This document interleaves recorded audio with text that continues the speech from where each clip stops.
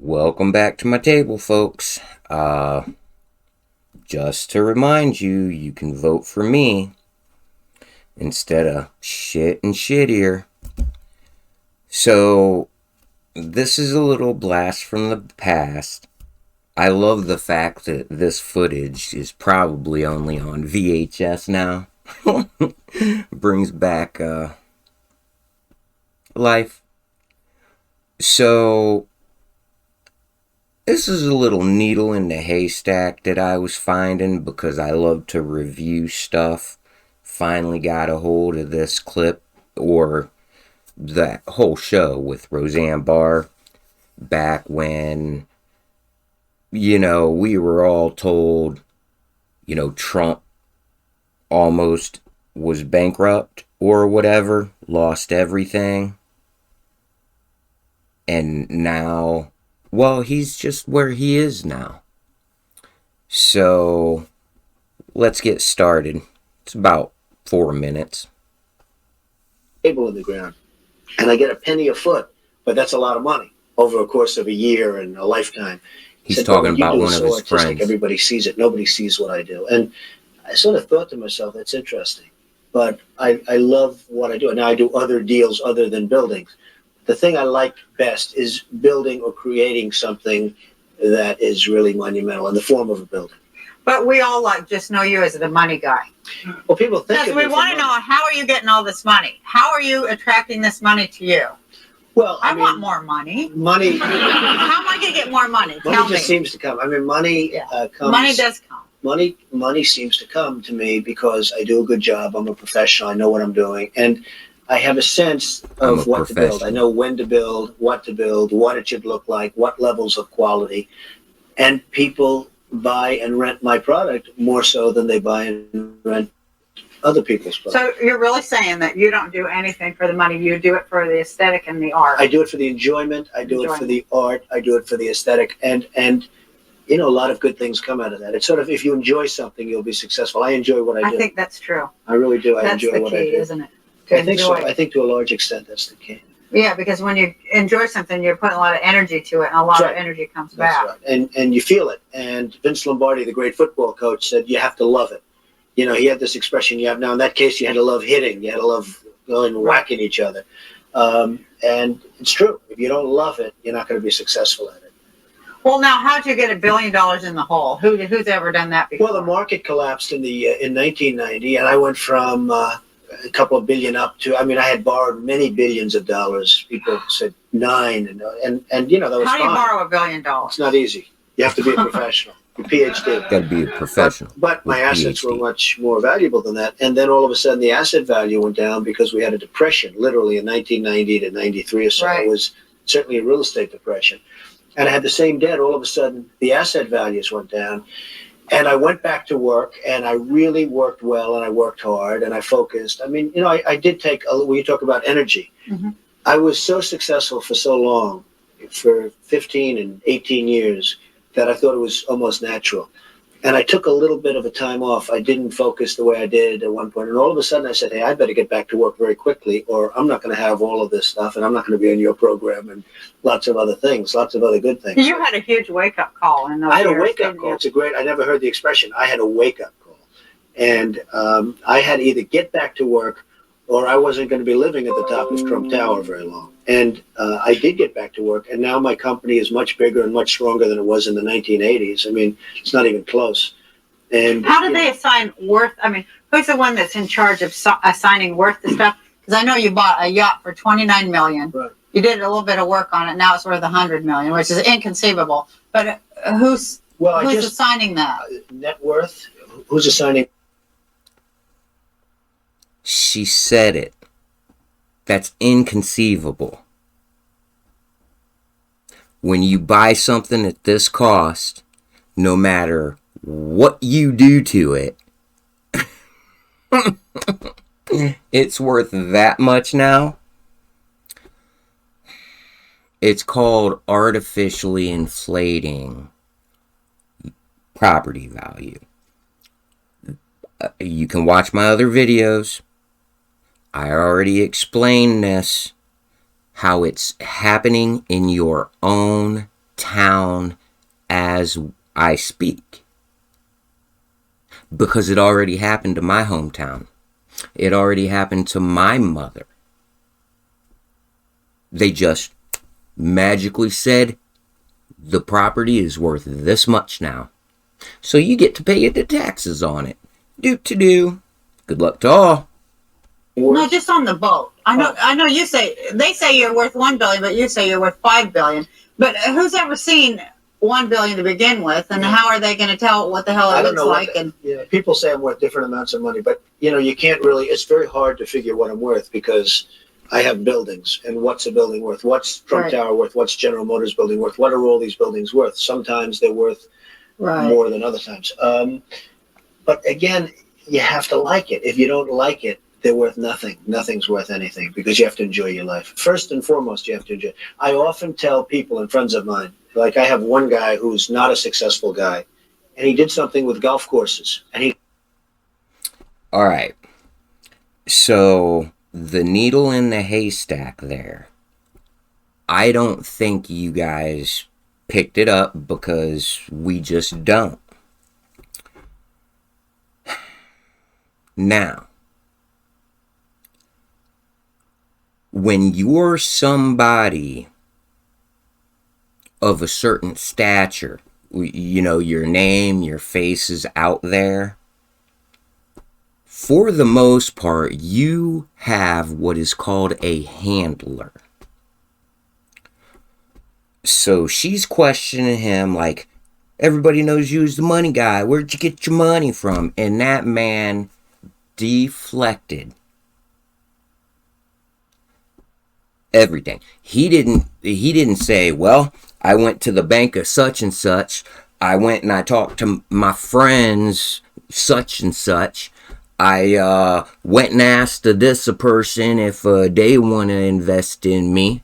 He did not answer the question at all. He just said, well, I just had to go back to work. Right, that's the best we get. So, I know how he got his money.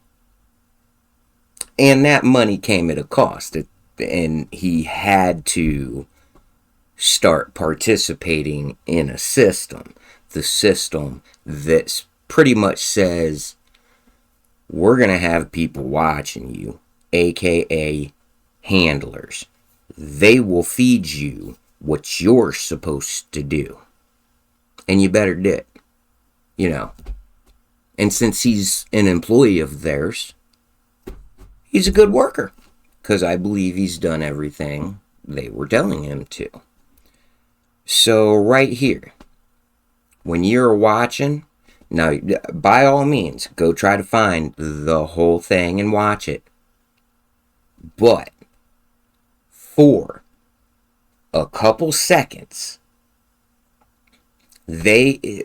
only time through this interview that the camera angle was here. And this was so that way her boss and his boss could see that he's under control.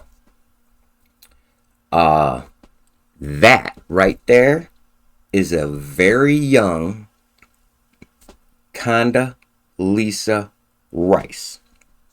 I know you've heard of her. So this was taken back in 1998 was when this interview happened. After he magically got bailed out or just started working again, whatever. So I'm like, holy shit, that's Condoleezza Rice. And for some odd reason, I find ladies with power attractive. So once I started seeing her through the 2000s, I was like, wow, she's super attractive to me. It's just one of the things I find attractive in ladies.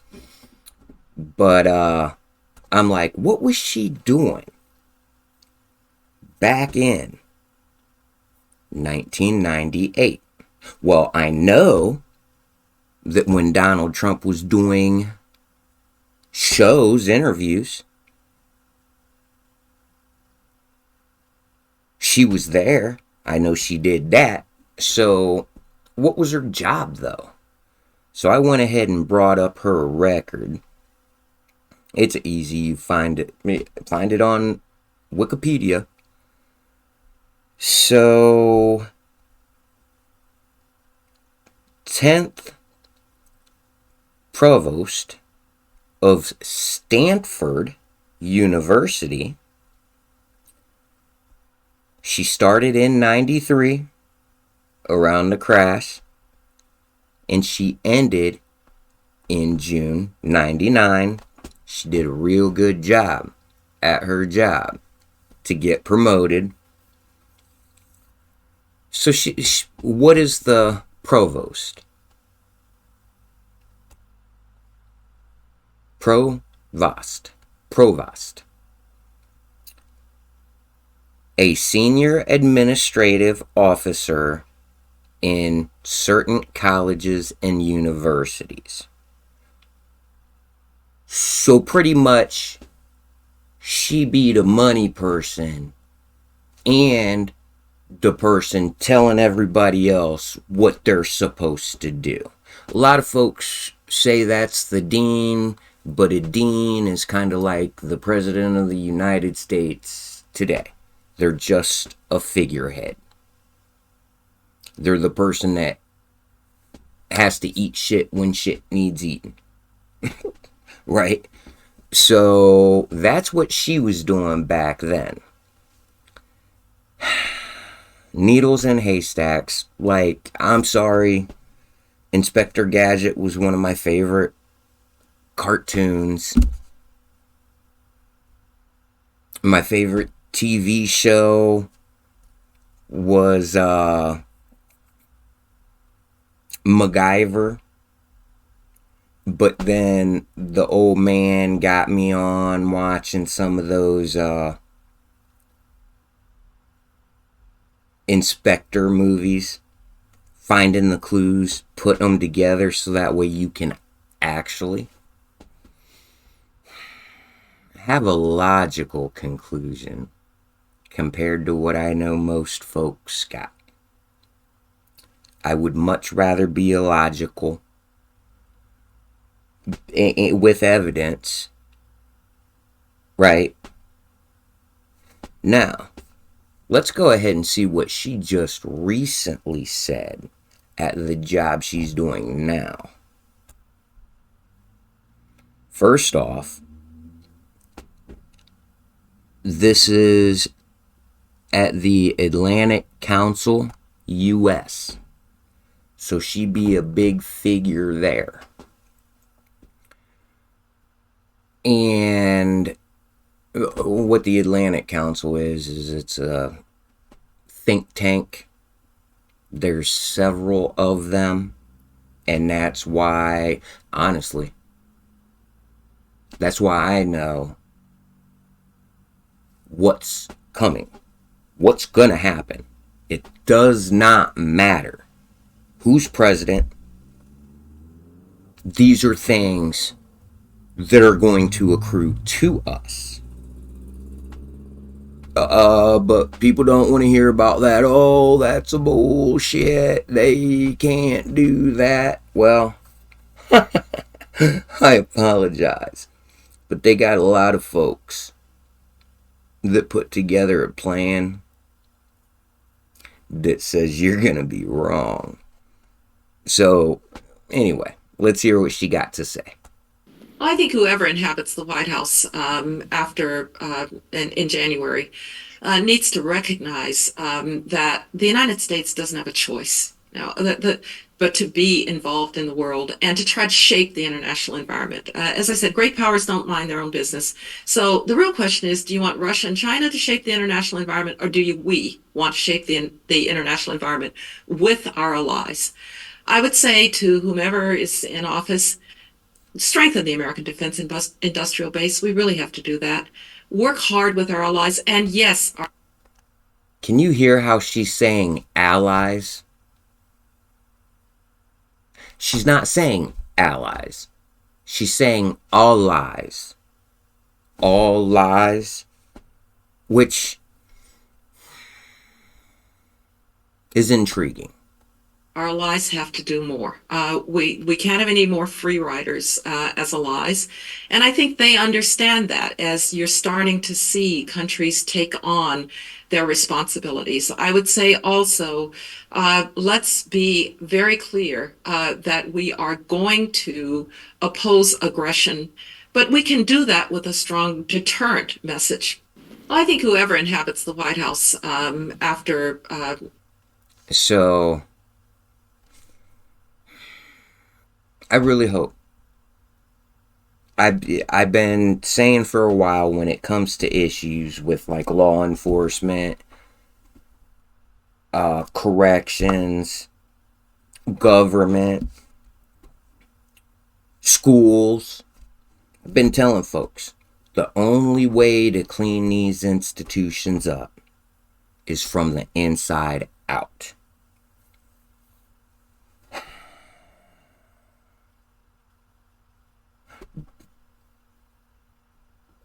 I truly hope, like, I'm not gonna knock folks for voting for Trump.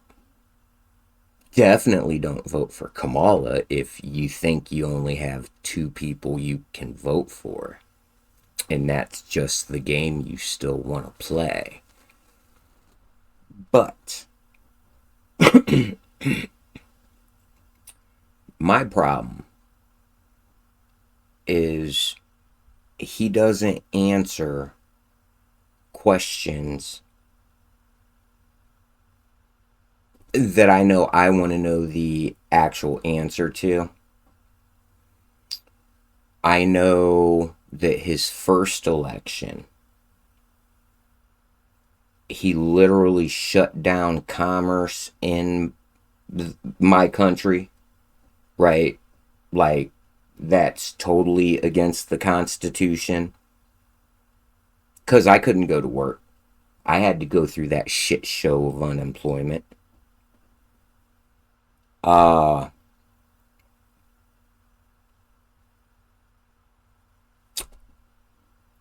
know that when he did his tax plan, even though he gave us a couple more pennies on our dollar, he also gave the richest people the biggest tax cut ever.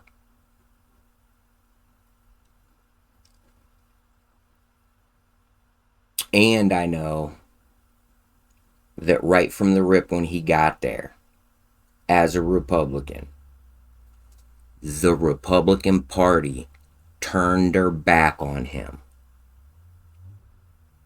Now, hopefully, there's some good Republicans. I hear them talk. I did one on Massey. I hear these people speak words, but they are actually, what did they accomplish? What have they done? They're just complaining about the problems. They do good investigations. They have all the evidence right there. But when it comes to putting that bad guy in jail, they haven't. They haven't put him in jail. They're still out running the streets, doing more of what they do to ruin our lives. So, like, I have no faith that Trump's going to do what needs to be done. And there's only one way at this. There's only one way to be able to reinstate our Constitution. in America. The original one. Not all this bullshit amendment stuff that they've been throwing on top of it. All an amendment is to be able to break the Constitution. I love my original Constitution. I wish more of you did too. Hope you got something from this. Like, share, subscribe.